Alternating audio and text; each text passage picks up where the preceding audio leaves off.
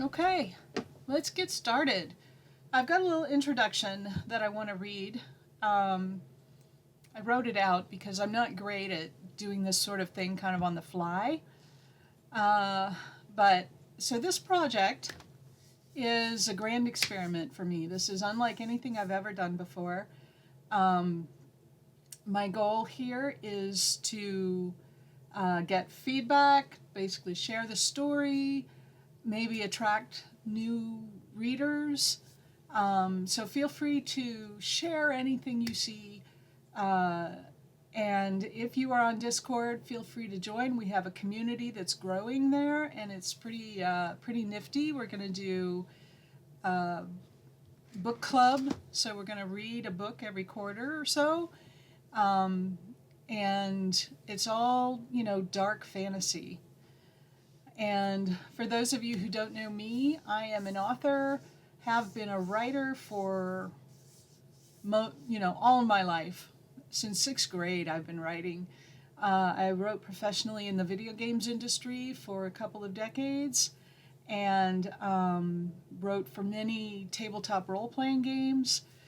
And most recently, since about 2019, I have been working on my own novels and my own stories. And this one is my own world, it's my own story. And I'm having a lot of fun working on it. So I hope you enjoy it. I'm going to read one chapter a week here on YouTube.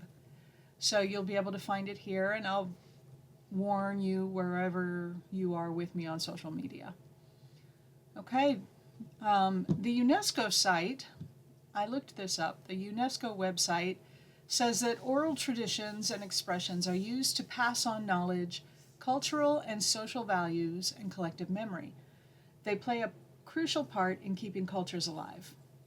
Tenacity June, the main character of my story, her story takes place in 2112 and is shared by someone who's living even further in the future. The storyteller uses the vernacular of the time. The English language has evolved from what we know it to be today. Superfluous words such as of and the have become less common.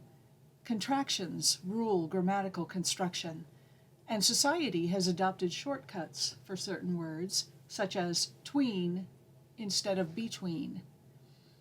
I warn you about this so you'll realize this is a stylistic choice. All grammatical errors were chosen to illustrate a future we can only imagine. And at times, I break my own rules just for clarity.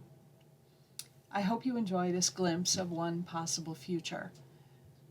This is Tenacity June, Part 1.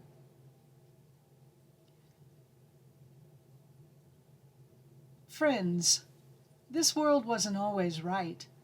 You need to hear about a woman named Tenacity June. I'll tell you the story as she told it to me. Apologies in advance for its inhumanity. Try not to be too shocked. This story goes back farther in time, but I'm going to start with a morning in the year 2112. It happened in the wilderness, in a hidden rebel commune called Arcadia. Tenacity was doing her chores when she heard a cry. Her 5-year-old daughter had fallen and skinned a knee. Tenacity went to her, dried her tears, and wiped away the blood with her own shirt tail. She hugged and kissed her daughter like it weren't the last time. That was when the shouting started. Arcadia's settlers stopped still, tools halted in mid-swing, fists tense, eyes hard. They waited to see what would happen. Wisdom August came out the forest and shouted, "Help!" He carried a stranger. The settlers closed on him. Dom's aura made him a magnet. Everywhere he went, he attracted both friends and enemies. Was a rebel among rebels. The shouts grew angry. "Dom, you lost your mind? No strangers!" Tenacity picked up her daughter and joined the throng. Dom lurched toward the center of Arcadia.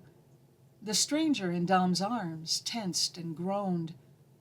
Settlers clawed to dislodge her. Dom bowed his head and held her firm, kept going.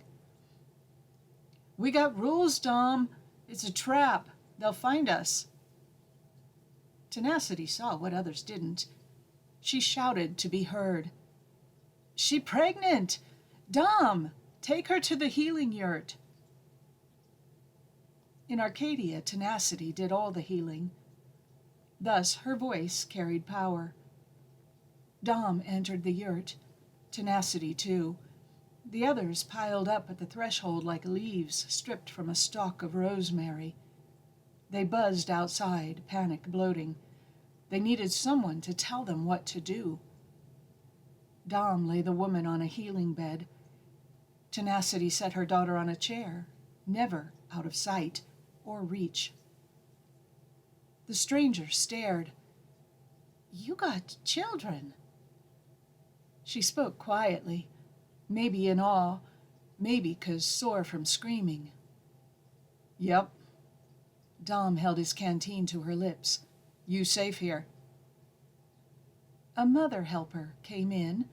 Tenacity started giving orders. She learned the midwifing ways in Moon Creche. In tween contractions, Tenacity asked, "What your name?" The stranger answered, "Sincerity." "Don't worry, Sincerity. I done this many times. You?" "4. I begat 4. This one number 5. Tenacity understood. "Ah, you a broodmare?" "Yeah." "Then you know how it goes. Do as I say, 'kay?" "'Kay." From infancy to adulthood, Tenacity had lived in creches.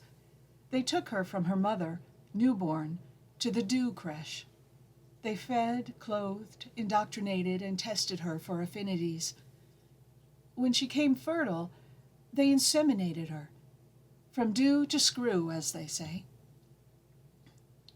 A child germinated inside her, but Tenacity didn't understand her body's changes till 'twas almost time. Belly full, she did whatever her caregivers told her as she'd been trained. Tenacity was 15 when her daughter arrived. Same day as first snow, in a pure white and silver room with the best equipment used by the best doctors. She had drugs easing her physical and emotional pain. The creche baptized Tenacity's baby with the name Devotion December. They said God chose the name.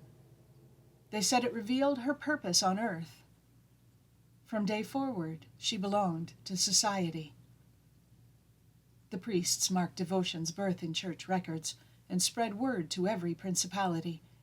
They put her in the system. Was how they did. Nothing were right back then. In Arcadia, pain was the price paid for freedom. Sincerity sobbed, "Don't let me die." Arcadia commune had none the comforts we do today.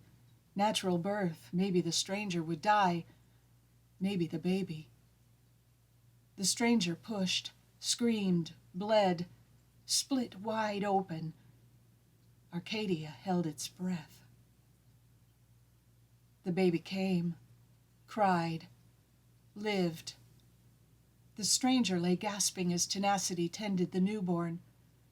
'Twas a boy.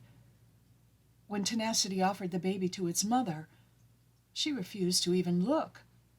"No, no, no, no." Tenacity said, "You can hold your baby here. It's okay." The stranger closed her eyes, wrapped her arms around herself.